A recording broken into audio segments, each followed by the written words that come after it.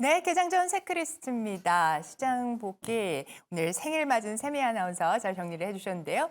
자, 국내 증시 새해 맞으면서 등락폭 키우고 있습니다. 불안이 고조되고 있는 이런 모양새.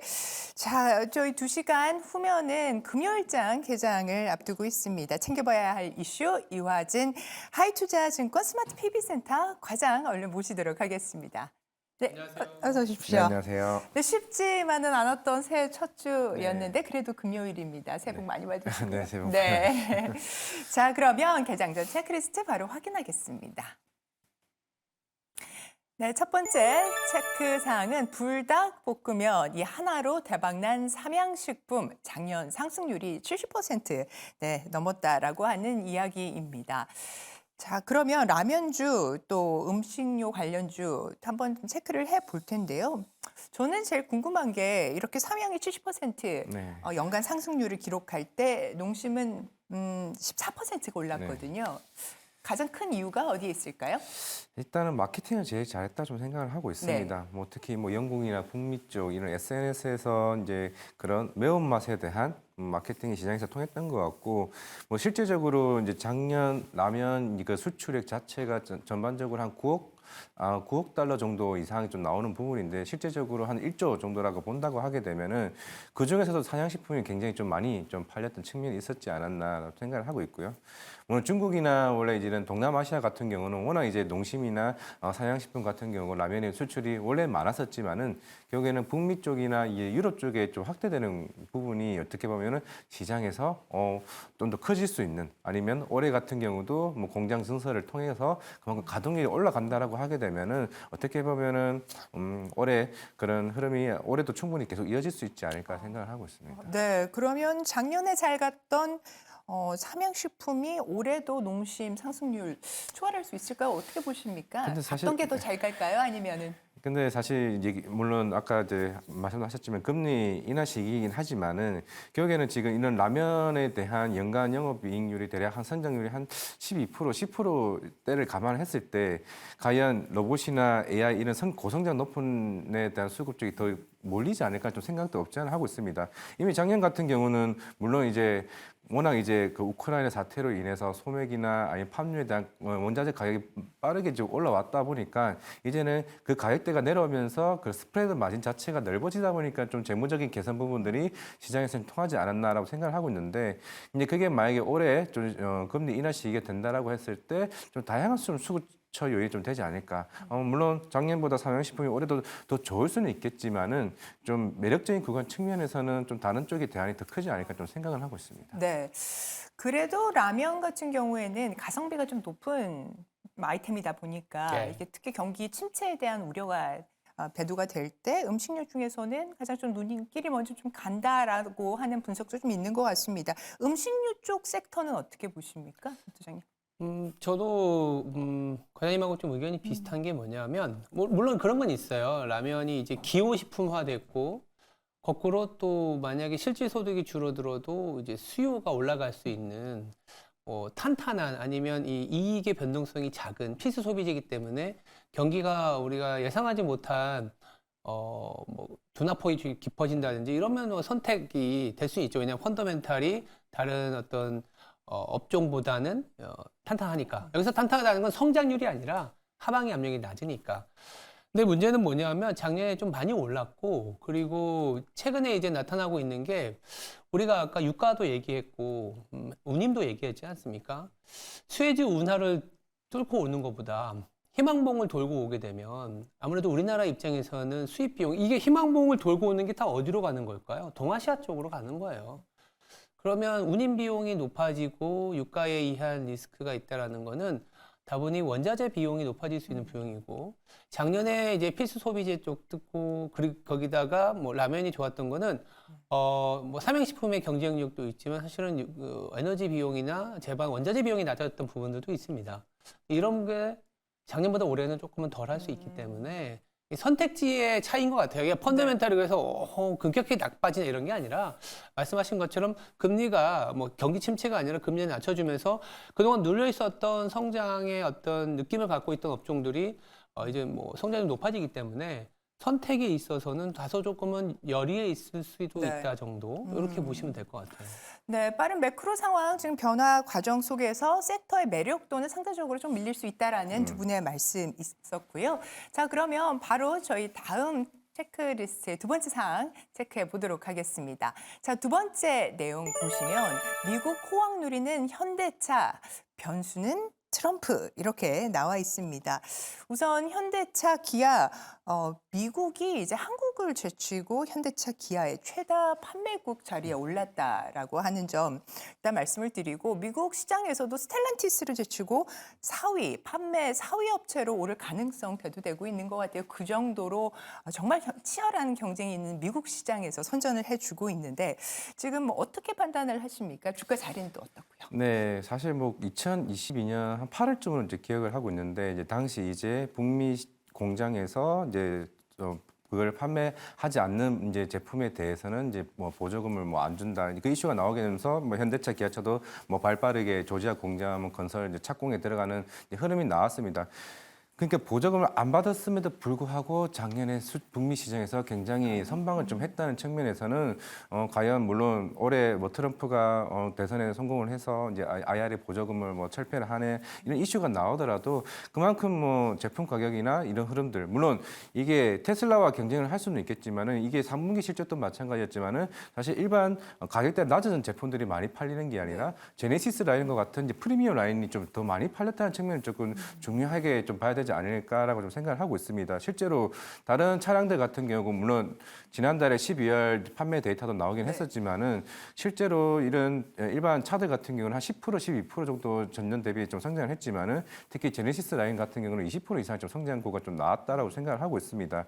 그만큼 북미 시장은 SUV와 같은 뭐 GV70이나 이런 차들이 좀 어느 정도 수요가 더 굉장히 좋아질 수 있다는 측면이 있기 때문에 물론 트럼프가 된다고 해서 뭐 IRA 법안이 이제 철폐가 되는 건 아닙니다. 그만큼 이제 미국 의회에 대한 좀 시간도 굉장히 많이 걸릴 수 있을 것으로 보고 있기 때문에 제가 봤을 때는 향후에 도요타가 이 전기차 시장에 들어왔을 때 가령 그에 대한 완전 경쟁 시장에서 기존에 가지고 있던 MS를 뺏길 건지 아니면 더 확대해 나갈 건지 그 여부가 좀 중요하지 않을까 생각을 하고 있기 때문에 최근에 뭐 현대차, 기아 빠르게 좀 올라왔었고 작년 1월부터 쭉 올라왔다가 조금 조정받다 다시 올라오긴 했지만은 제가 봤을 때는 충분히 이 시장에서 어느 정도 경쟁력이 충분히 올라갈 수 있는 부분이 아닐까 좀 생각을 하고 있습니다. 주도 섹터의 하나로 올해 이제 자동차를 꼽기도 하는데 어떻게 보면 지금 주가가 날아오르는 데 있어서 가장 큰 리스크 팩터로 지금 트럼프 재선을 보시나요? 어떻게 보십니까? 리스크 팩터.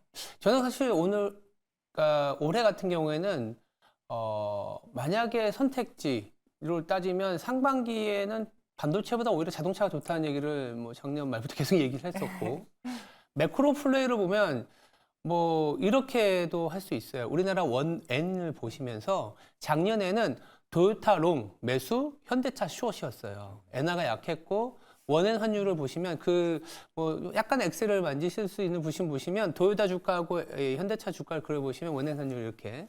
그럼 올해 같은 경우에는 우리가 이제 엔화의 방향성을 보면서 도요타 숏, 현대차 롱을 할 수 있는 상황이죠.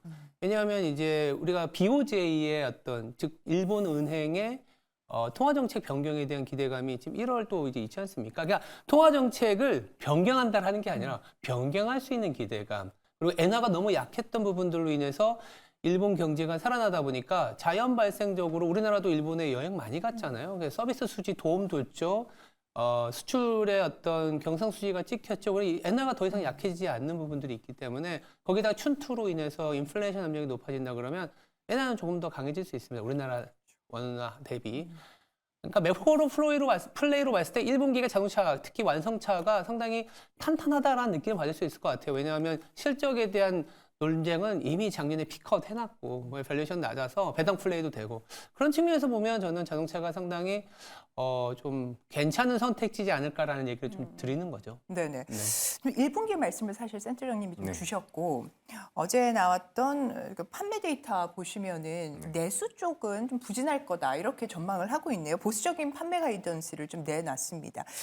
과장님 보시기에는 가장 큰 리스크는 어디에 있다고 보십니까? 큰 리스크는 저는 리코 사태 아니면은 또 없다고 생각하고 있는데 예. 물론 결국에는 이제 올해 할부금리 자체가 계속 꾸준하게 7.8%에서 이제 고점을 찍고 내려가는 이제 측면이라 하면은 워낙 이제 작년 같은 경우는 사실 우리가 차량용 반도체에 대한 수급적인 부분들이 어느 정도 완화가 되면서 이제 출하량이 좀 늘어났다는 측면에서 좀 중심을 본다라고 하게 되면 올해 같은 경우는 자동차에 대한 구매 심리 자체가 좀 회복이 된다라고 봤을 때 결국에 여기서 이기는 승자가 최종 승자가 좀 되지 않을까라는 생각을 하고 있습니다. 아까 센터장님 말씀하신 대로 결국에는 토요타보다 앞서는 측면이 결국에는 이런 환율적인 측면에서 조금 우위에 있다는 게 있기 때문에 그 유럽 경기가 회복이 되고 만약에 이런 중국이나 아니면은 이제 북미 쪽 시장 그만큼 전기차 침투율이 올해 좀 빠르게 올라간다라고 하게 되면은 현대차나 아니면은 이제 기아도 좋지만은 최근에 화신 같은 경우도 올해 말부터는 조지아 공장 가동률이 올라가기 때문에 네. 이런 분주들도 좀 관심을 가지면 좀 되지 않을까 생각하고 있습니다. 네, 좋습니다. 그러면 지금 센터장님이 현대차 좀 좋게 보고 계신 거고 관련해서 뭐 현대차 외에 또 우리가 볼 수 있는 자동차 부품주 토픽은 어디일까요? 일단은 뭐 화신이나 SL을 보고 있는데 네. 화신 같은 경우가 물론 아직까지는 현대차 기아 비중이 매출 비중이 한 90% 정도는 됩니다. 결국에는 이 회사의 향후의 목표는 고객사 다변화되는 뭐 GM이나 포드 쪽으로 옮겨가는 부분이 좀 낫지 않을까 생각을 하고 있고 이미 작년부터 현대차도 사실 이 GMP 쪽에 대한 플랫폼 자체를 현대모비스 쪽에 100% 줬었는데 점차적으로 1티어에 있는 화신이나 여러 중소기업체로 이제 확대되는 구간이 있기 때문에 중소 관련된 중소기업들 위주로 조금 봐도 되게 괜찮지 않을까라는 생각을 하고 있습니다. 네, 좋습니다. 경쟁 우위에서 살아남는 자가 강한 업체다 이렇게 말씀을 주셨고요. 자동차 특히 현대차 중심으로 해서 한번 짚어봤습니다. 세 번째 체크리스트 확인하겠습니다. 자, 세 번째는요. 바로 OLED입니다. LG 디스플레이가 480Hz 게이밍 OLED 패널을 개발했다라고 하는 소식입니다. 이번에 CES에서 이제 발표를 한다, 최초 공개를 한다라고 하는 이야기인데요. 자, 올해 이제 애플의 OLED 아이패드, 네. 맥북 출시 예정이라는 소식과 함께 좀 관련주들 많이 보시거든요. 네. 어떻습니까? 네, 맞습니다. 이게 원래 작년 한 1분기 때부터 이제 OLED에 대한 수준 물량이 좀 나올 수 있다라고 네. 얘기는 하고 있는데 조금씩 지연되긴 했었지만은 아마 올해 1분기 특히 상반기 쪽에서는 이제 OLED 뭐 소재나 이런 관련 부품들 업체들 같은 경우는 수준 물량이 본격적으로 좀 나올 수 있을 것으로 보이고 있습니다. 물론 이제 아까 말씀드렸던 저 게이밍 관련된 OLED도 결국은 게임 시장 자체가 좀 살아난다라고 가늠을 했을 때 그만큼 이제는 콘솔 시장 이제 고퀄리티에 대한 게임들이 하나둘씩 나온다. 결국에는 향후에 그 아이패드도 마찬가지겠지만은 결국엔 노트북이나 뭐 지금 모바일 시장 같은 경우 워낙 이제 50% 이상은 이미 OLED가 이미 침투율이 좀 굉장히 많이 들어왔습니다. 그만큼 이제는 이제 다양한 뭐 태블릿 아니면 향후에 전장까지 이제 확대되는 구간이 올해나 뭐 내년 쪽에 본격적으로 나올 것으로 보이고 있기 때문에 최근에 뭐 PH테크나 아니면은 그 덕산 네오록스 같은 이런 업체들 같은 경우가 본격적으로 이제 재무적인 부분들도 이제 빠르게 좀 올라올 수 있는 부분이 아닌가라고 생각하고 있기 때문에 결국에는 전방 산업이 살아나는 부분이 제일 중요하지 않을까 생각을 하고 있습니다. 지금 소재 기업을 두 곳을 말씀을 주셨는데 장비 쪽은 어떻습니까? 그래서 장비 쪽은 아직까지는 그랬어요. 이제 물론 이제 OLED 소재 자체가 회전율이 더 빨리 나올 수 있는 부분이 있고 이제 OLED 장비 같은 경우는 기존에 이제 장비를 가지고 있는 상황에서 수주가 그만큼 많이 일어날 수는 있겠지만은 그 성장 속도보다는 오히려 이제 소재 쪽이 더 빠르게 좀 올라가지 않을까라는 생각을 하고 있습니다. 네, 관련해서 애플 관련주들이 이제 어제장에서 하락을 했습니다. 네. 아무래도 애플 영향이 좀 있지 있죠. 않을까라고 보고 있는데 좀 원초적인 질문입니다. 애플에 대해서는 좀 애플이요? 의견이 어떠신지 궁금합니다. 최근에 이제 애플뿐만이 아니고 이제 하락하고 있는 종목들의 면면을 보면 나이키도 대표적이고 글로벌 수요 특히나 이제 중국 수요 부진에 대해서 뭐랄까요?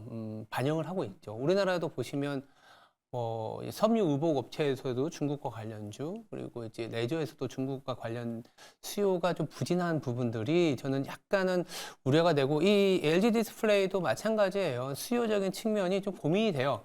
또 한편으로는 또 디스플레이 업계가 상당히 힘들었던 이유는 또 중국의 어떤 MS 확대였거든요. 자국의 패널을 쓰고 그러다 보니까 그래서 LG 디스플레이 자체까지 신경을 써야 되나 이런 생각을 하시는 투자자들이 있기 때문에 모르겠습니다. 어제 그제 보면 신디케이트 론을 통해서 자금 조달을 하고 이런 부분들은 뭐 바닥에 대한 시그널 내지는 그동안 너무 소외돼 있기 때문에 한번 쳐다볼 수는 있긴 하겠지만 건너야 될 산이 많은 것 같습니다. 좋습니다. 건너야 할 산이 많다. 이렇게 함축적으로 말씀을 주셨는데 네.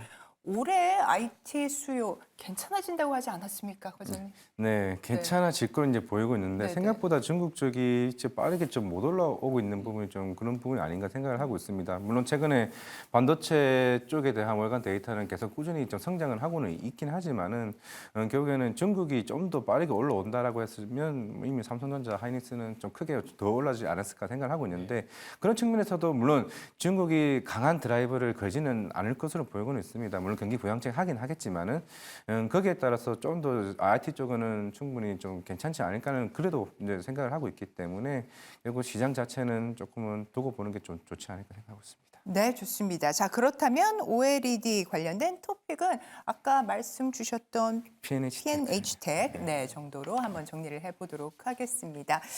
네, 그러면 오늘은 이렇게 세 가지 개장 전 체크리스트 이화진 과장님과 함께 점검해봤습니다. 오늘 말씀 대단히 감사합니다. 감사합니다. 감사합니다.